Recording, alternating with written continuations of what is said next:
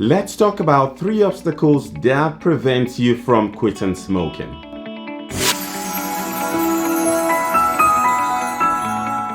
Hello everyone, this is Dr. Air, quadruple board certified psychiatrist, addiction specialist, and lifestyle medicine physician. Every year, about 70% of cigarette smokers say they want to quit. About half of this number actually make an attempt to quit. Unfortunately, the relapse rates are very high and about 60 to 90% fail within the first year. What makes it so hard to quit?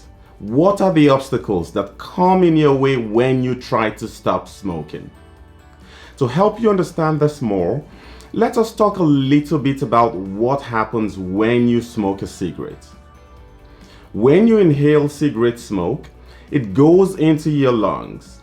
In your lungs, the cigarette smoke gets into tiny branches of air tubes known as alveoli. The alveoli are where the lungs and the blood exchange oxygen and carbon dioxide during the process of breathing in and out. In the alveoli, nicotine gets absorbed into your blood and this goes to your brain very quickly, in a matter of seconds actually. In your brain, nicotine attaches to specific regions known as receptors. These receptors are called acetylcholine receptors, and they also have a connection with dopamine neurons. When nicotine binds to the acetylcholine receptors, this causes the release of a chemical known as dopamine. Because this is released in very large amounts, it causes a lot of pleasure, which makes you want to smoke more.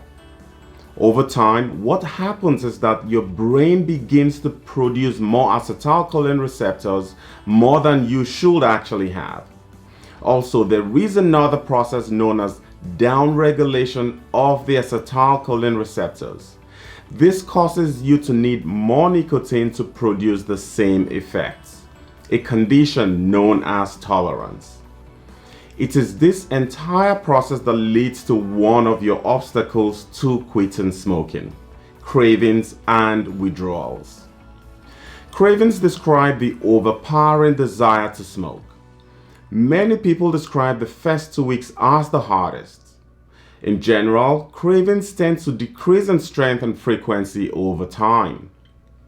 A few ways you can manage your cravings include identifying and avoiding your triggers, using mindfulness and relaxation techniques, using distractions, letting the urges run its course. Some people call this urge surfing.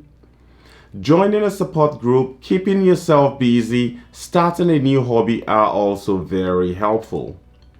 Good nutrition, rehydration, and regular exercise have also been proven to help with cravings. Withdrawals occur when you have been smoking daily for several weeks and suddenly stop or cut down. Symptoms include irritability, frustration, anger, anxiety, difficulty concentrating, increased appetite, restlessness, depressed mood, and difficulty sleeping.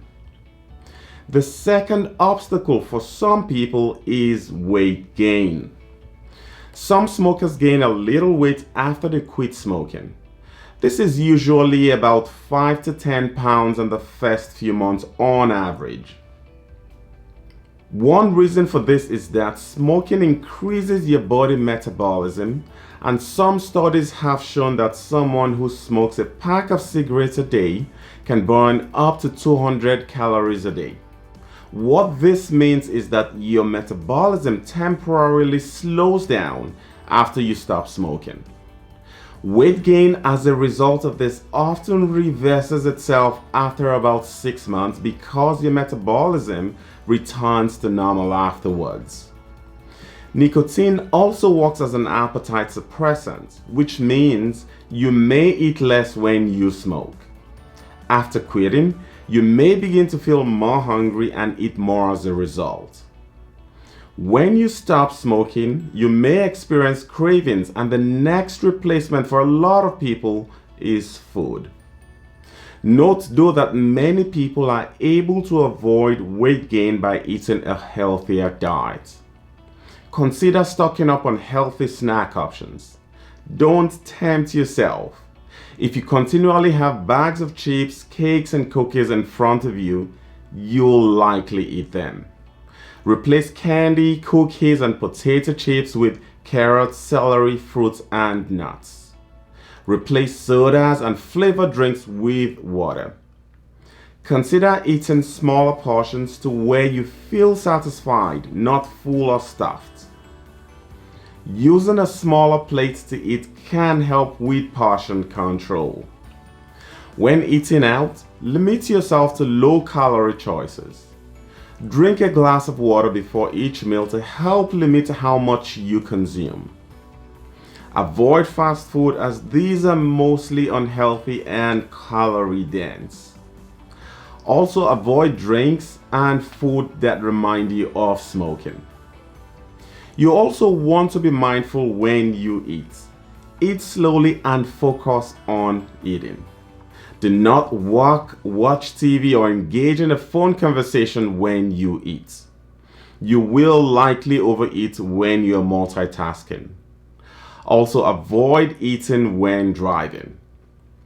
The third obstacle is when you live with someone who smokes.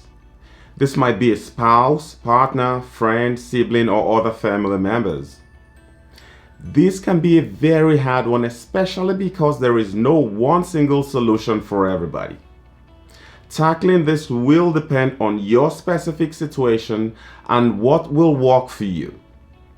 One thing to consider is having an honest conversation about your attempt to quit smoking. You may want to ask your partner to quit with you. This can be very effective as you're able to offer yourself support and accountability. If the other party is not interested in quitting, then ask that they respect your intention and support you on your journey. This can present in form of asking that they keep cigarettes away from you and not tempt you to smoke. Also ask that they preferably smoke out of sight and, if possible, only outside your residence. So we've talked about cravings and withdrawals, weight gain, and the struggle when you live with someone who smokes. What's your biggest struggle? Let me know in the comments below and I will speak with you soon.